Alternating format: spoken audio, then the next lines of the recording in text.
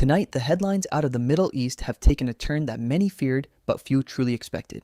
From the ground in Tel Aviv, CBS's Charlie D'Agata has confirmed a massive development. Ali Larijani, the iron-fisted architect of Iran's domestic crackdowns and the mastermind behind operations against Western assets, has been eliminated.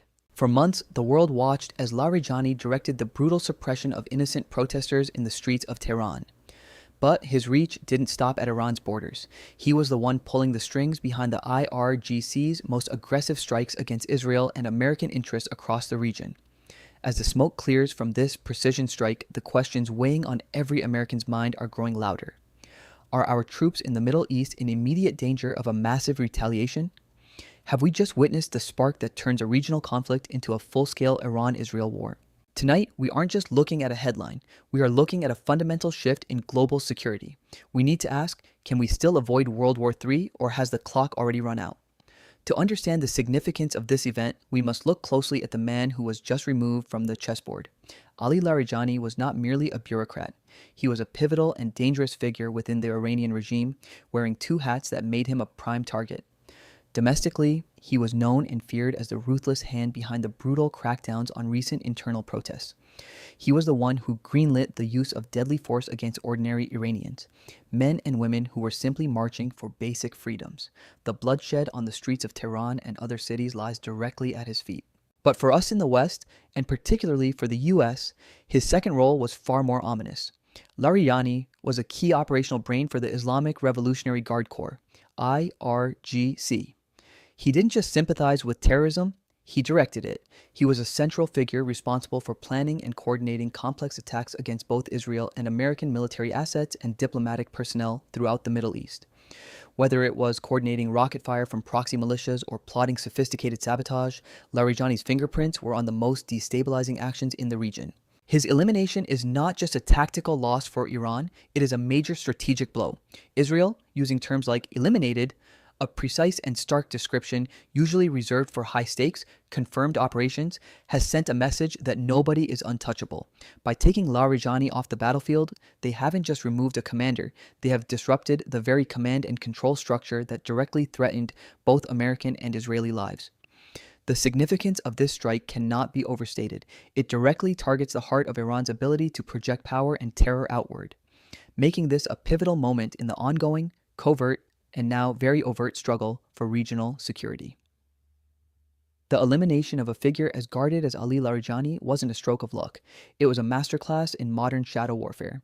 For months, Israel and the US have been operating in a seamless intelligence loop, a digital dragnet designed to shrink the world around Iran's top brass. This wasn't just about satellite imagery, it was about human intelligence, human T.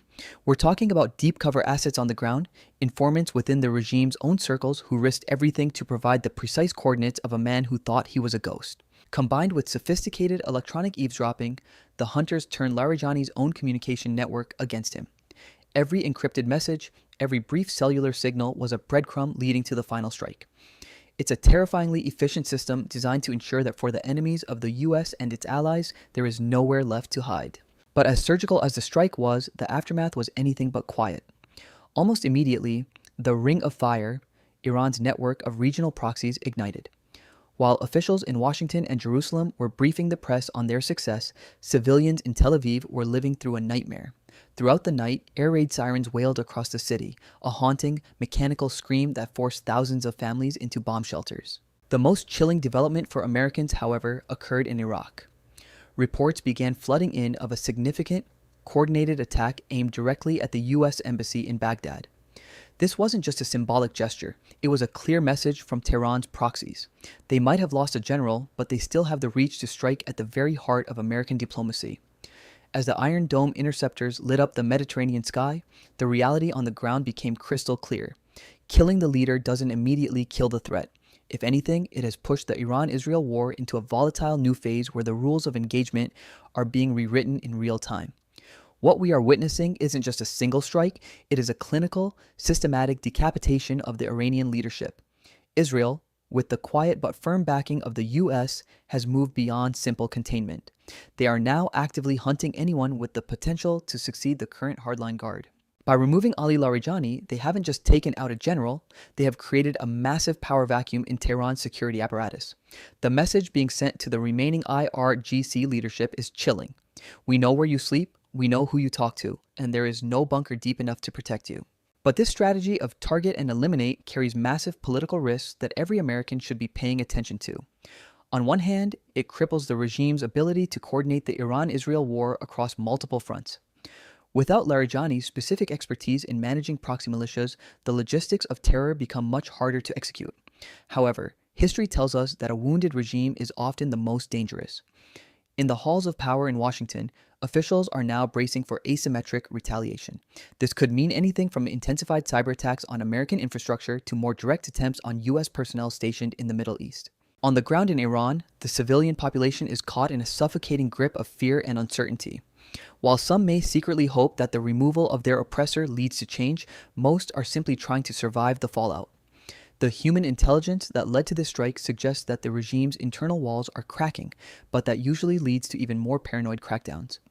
As the political chess match between Israel and Iran intensifies, the human cost is mounting. We are seeing a region where diplomacy has been completely sidelined by high-velocity missiles and silent intelligence hits.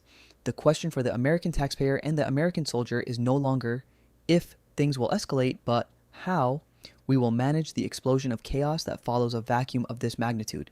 From the perspective of the U.S., the elimination of Larijani represents a high-stakes gamble in the broader strategy of Middle Eastern stability. For the Biden administration and the Pentagon, this wasn't just an Israeli operation. It was a necessary strike against a man who had American blood on his hand. However, the mood in Washington is far from celebratory. It is one of intense vigilance. The primary concern now is the safety of U.S. service members stationed in the sandbox.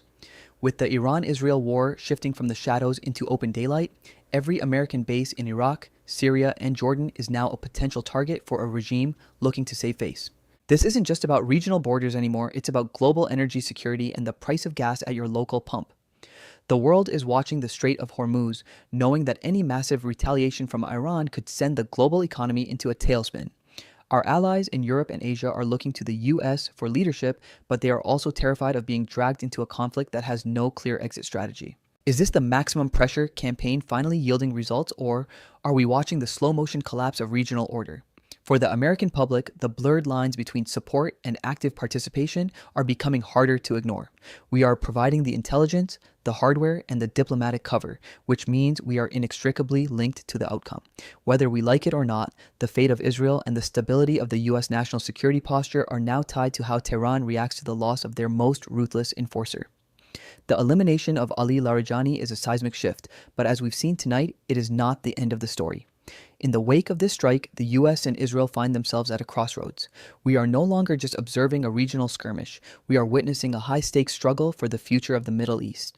With the U.S. Embassy in Baghdad under fire and the Strait of Hormuz effectively a war zone, the safety of our brothers and sisters in uniform hangs in the balance. Is this the beginning of the end for the regime in Tehran, or are we just fueling the fire of an even larger Iran-Israel war?